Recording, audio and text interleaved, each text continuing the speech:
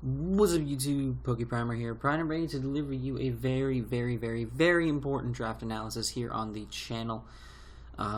Recently, I applied to be part of the DuncanKneeDeep server draft league on his Twitch subscriber server on Discord, and lo and behold, I was able to make it in. We just finished drafting a couple days ago. And I'm here to present you the draft that I'm going to be using for the tournament. So basically, the way that it is put together is Harvey, Duncan's friend who is running it, allowed in about 40 or so coaches, about 40-something coaches into the league. And to start off, we split into drafting groups of about 10 apiece. Keep it kind of similar. So each different group could draft from the full pool of Pokemon. It was a free draft. And from there, you were able to pick up to 8 Mons and 1 Z-Crystal for your whole team to use.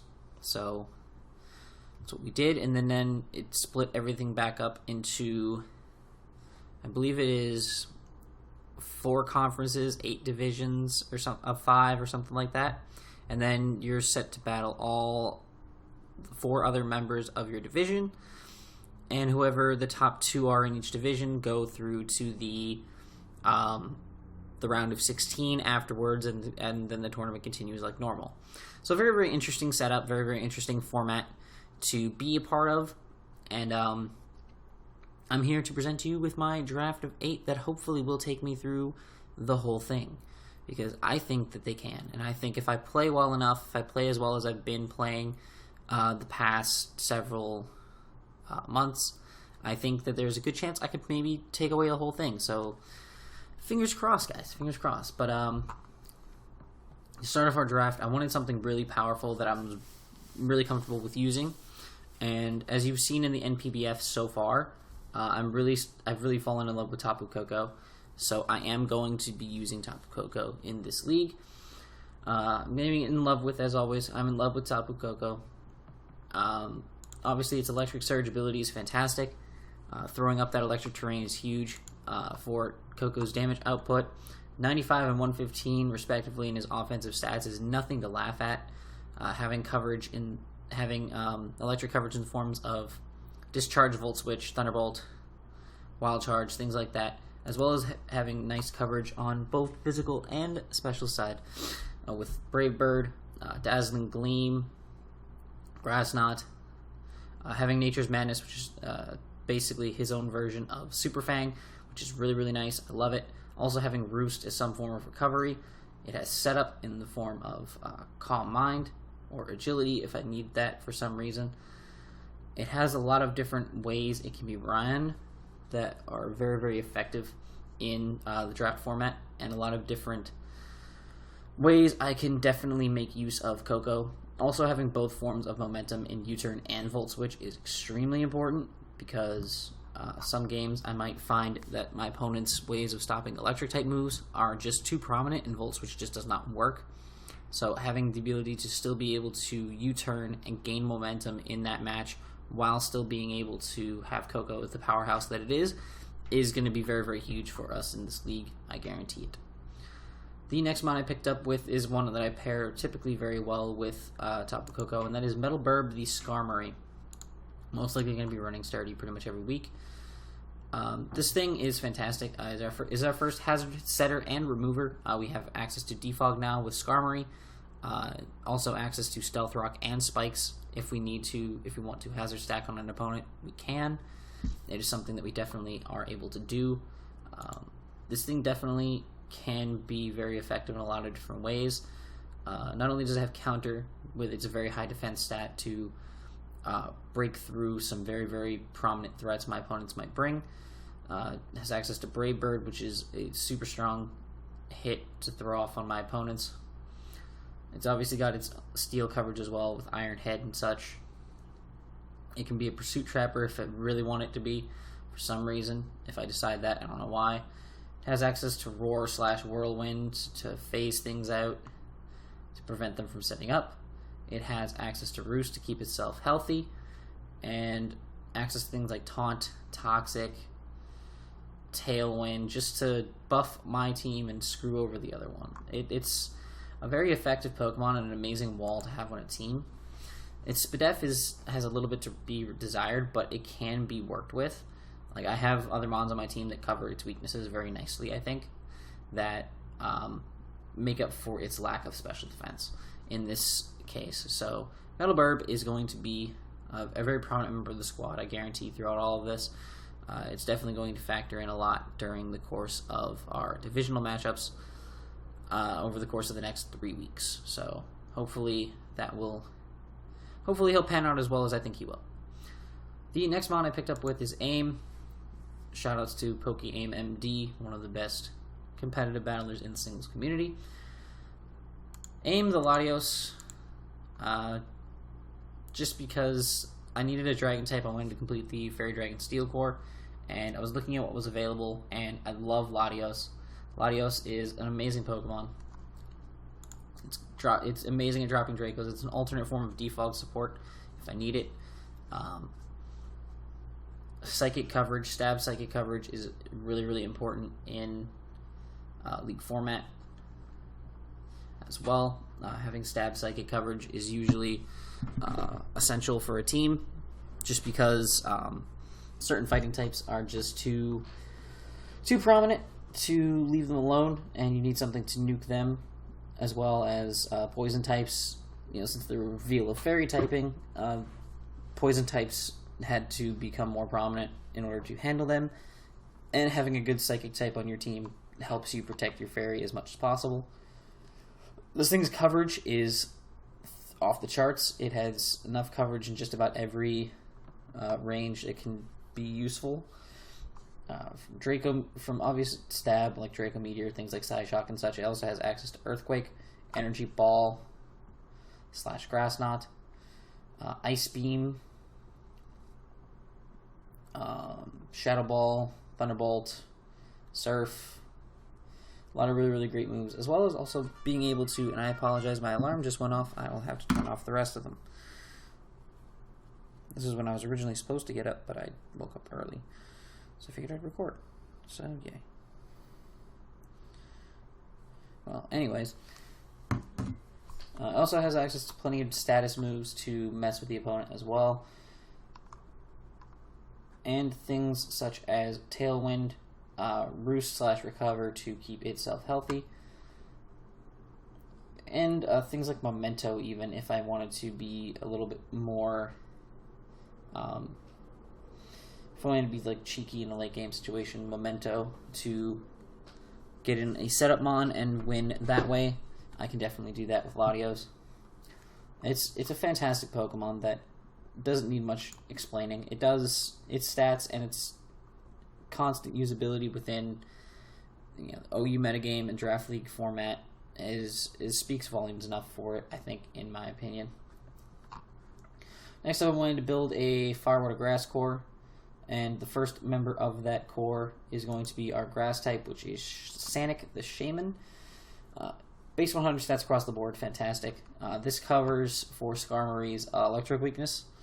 As mentioned earlier, I needed something to cover its weaknesses, and this is the electric weakness coverer that I needed. It's an overall fantastic Pokemon. I mean, base 100 across the board, you can't really say too much about that without saying it's amazing. Its coverage is good enough. It has enough coverage for what I need it to do. Air Slash, the amazing move Seed Flare, which has a 40% chance to lower the target's Spadef by 2, which is very, very huge in a matchup. If you think something might be switching in, but you have coverage for that mon, always click Seed Flare if you have the chance to, because if you can get that Spadef drop, then that pretty much guarantees that whatever your coverage move is for it has a good chance to kill after the Seed Flare damage. So I always do take that into account in my matches. Seed Flare getting a -2 Spadef, pretty much sealing the deal for my opponent to just die to whatever move I go for.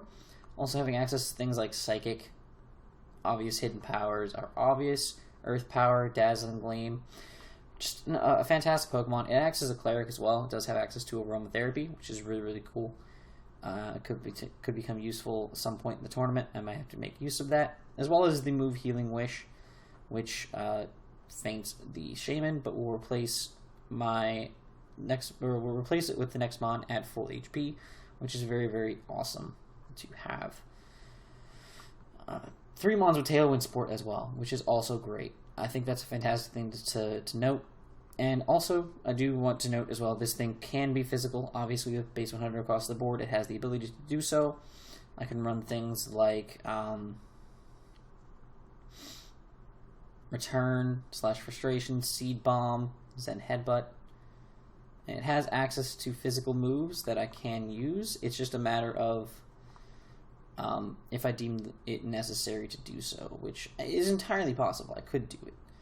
I'm not opposed to doing that. So, who knows? We'll see if maybe Physical Shaman can make an appearance. It does get access to Swords Dance as well. So, a Swords Dance Shaman could be something that you see in the future. We'll see about that. Next up, we have Jelly, the Tentacruel, a mon that I don't believe, if I have used it in League format, I apologize if I'm being incorrect. But if I haven't, well then, it's a mon that I've definitely wanted to use for a while. This is going to be our Rapid Spinner for the team. We already have 2 Defoggers, but I wanted a Rapid Spinner to make sure that my hazard removal was pretty much unmatched. So that was the plan with that. I love Tentacruel. It's a very, very bulky Pokemon. This is also going to cover the fire weakness of Skarmory as well as also having a base 120 SpDef stat. So this thing is a SpDef wall if I've ever seen one. It's really, really fantastic in that note. It's a poison type, which in the meta of fairy types, which is every meta since X and Y came out, in the meta of fairies, it makes it 10 times more useful. Its defense has a lot to be desired, but with its HP stat being a base 80 and a lot of prominent typings that might be causing it damage are physical. A physically defensive Tentacruel is very, very useful, and allows it to be bulky on both sides, not just the SpDef side. So, Tentacruel is really, really great, especially along with having base 100 speed is phenomenal for that. Access to things like Acid Spray to lower the target's SpDef, Toxic Spikes to set up on them, which is really, really useful. Obvious moves like Scald, Sludge Bomb / Wave, Toxic. It can set up Screen in Reflect at least. It has access to Knockoff. Knockoff support is very important, so I'm glad that I have something with Knockoff through this. Obviously Rapid Spin. Haze to eliminate setup, which is very cool.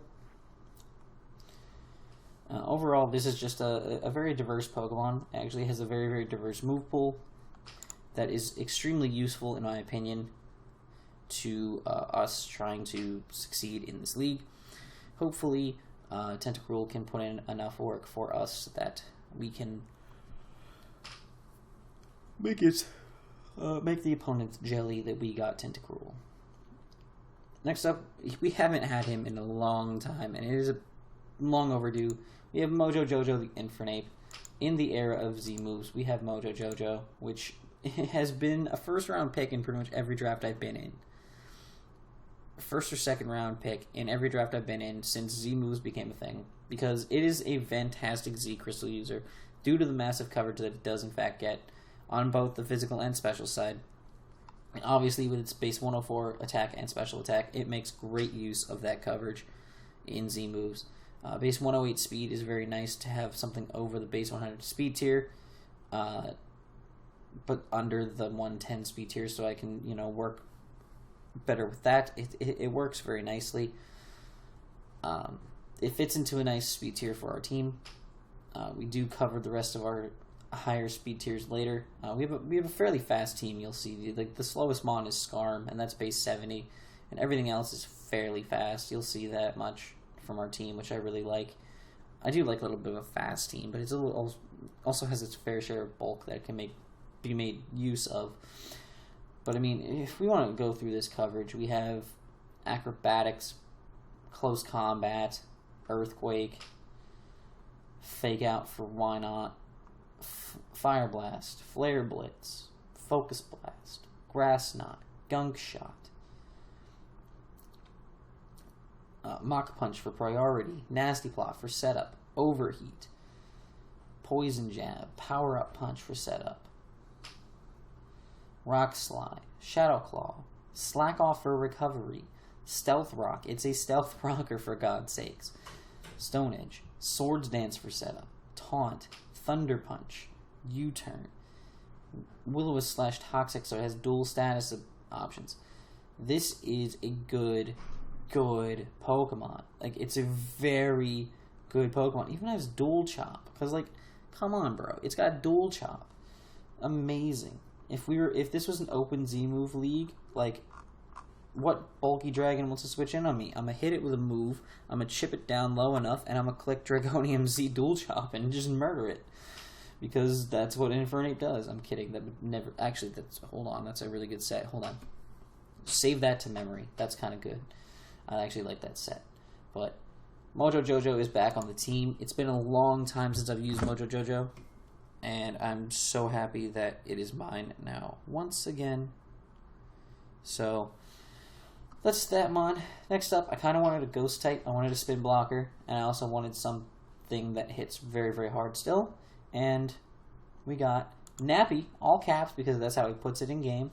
My favorite YouTuber is on my team. I've never used Gengar in League format. I know that for a given fact. I know I've never used Gengar in League format. Never once.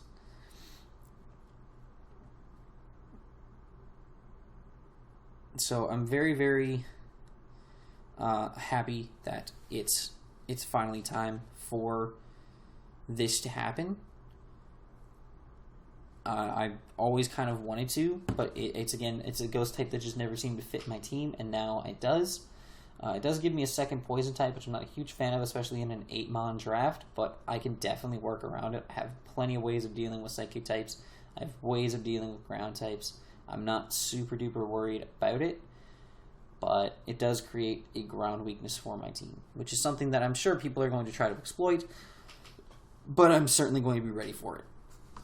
If they try to, but it does have Curse Body this generation, which hurt it a little bit, but Curse Body Gengar has also been known to be very useful in certain situations, late game.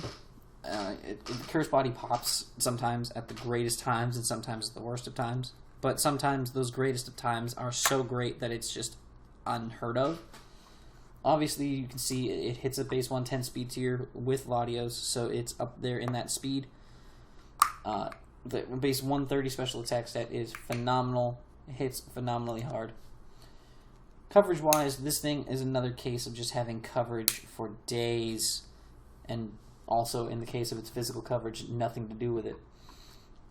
It's got this Clear Smog to shut down setup, Dark Pulse, Dazzling Lane, Energy Ball, Giga Drain, Focus Blast, Foul Play, which could be useful, Haze to ruin setup, Hex. Hex is very good. Will-O-Wisp, Hex, Gengar could be a thing.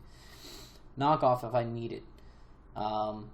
Pain Split, Perish Song, Psychic, Shadow Ball, Sludge Bomb / Wave, Thunderbolt, and such. Toxic Willow, amazing. It's an amazing Pokemon. I understand why Nappy has it as his favorite Pokemon. It is very, very good, very solid competitively.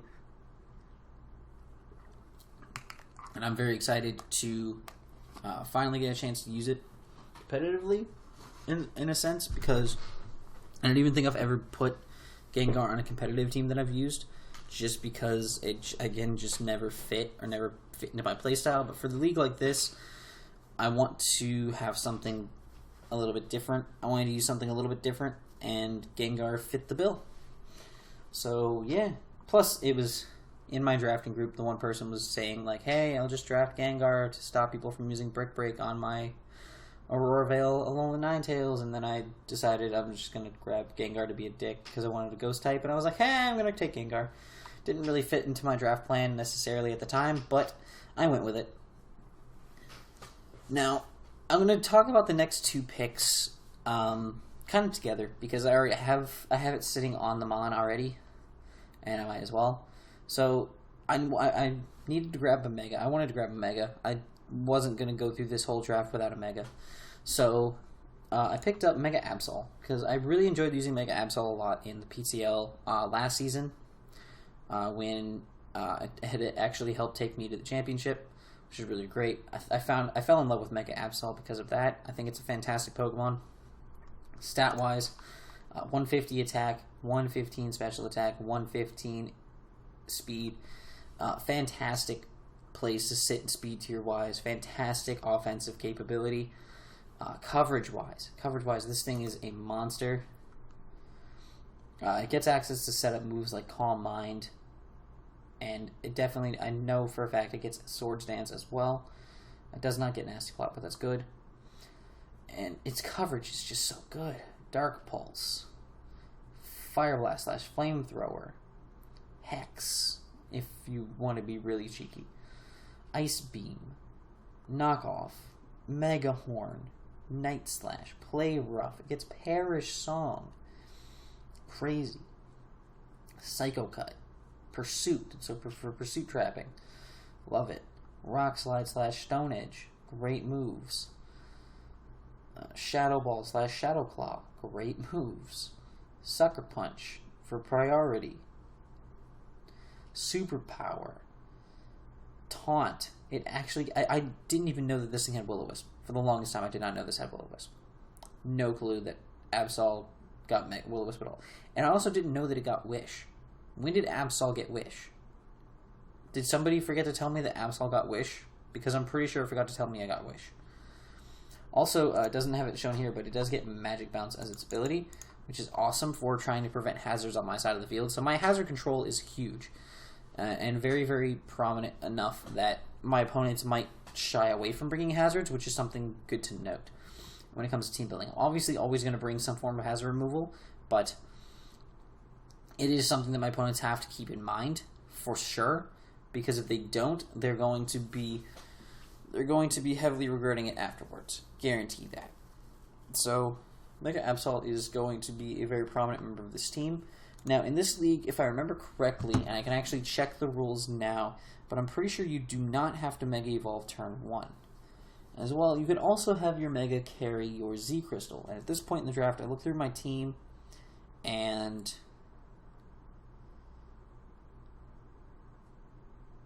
it was one of those cases of what typing can a majority of my mons learn that my whole team can make use of. Because, to be fair, I want my Z Crystal to be able to be used. I want my opponents to be fearing the Z Crystal on just about any mon on my team.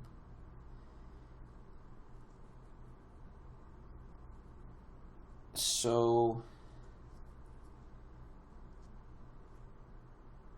I looked through my team and I was trying to look at what kind of coverage every member of my team could have. Every member of my team, or at least a majority of my team, had. I wanted to make sure that that was important. So, for some reason I can't find it, but I'm 99% positive that is how it went.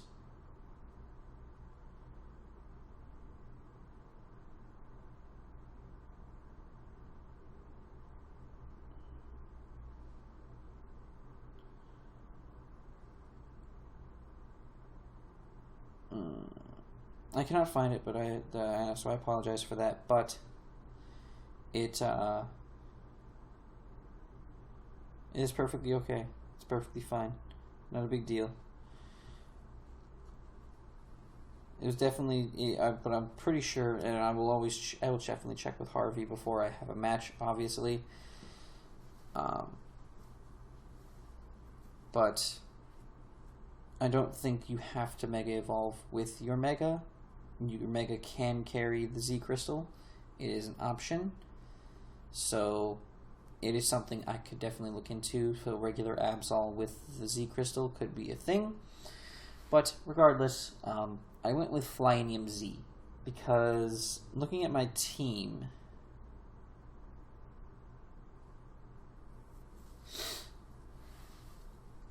Absol gets Aerial Ace for sure. Yes, gets Aerial Ace and gets Bounce, so Z Bounce is an option. Mappy doesn't get anything, unfortunately. Some of the only coverage it doesn't get is flying coverage, unfortunately. Moto Jojo gets Acrobatics and Aerial Ace. Tentacruel does not get anything. Sanic gets Air Slash. Latios gets Z-Tailwind, which increases its crit ratio, which is cool. But it gets Aerial Ace, it gets Fly. So there's options. Skarmory gets Brave Bird. Tapu Koko gets Brave Bird. And what's one of the things that walls Tapu Koko a little bit more than anything else besides ground types? And that is grass types. So having access to a super nuke for grass types on a mon that's only really walled by like 2 or 3 typings is extremely important. This thing can definitely become more of a threat along with the Flyinium Z. So, not sure if I will use it, not sure when I will use it, but when I do use it, be sure that it's going to be a very, very, very prominent thing in the matchup. I will only use it if I absolutely need to, but definitely going to make use of it at some point.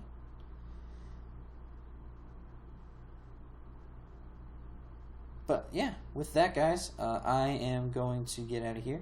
If you guys enjoyed this, make sure to leave a like down below and subscribe if you haven't already.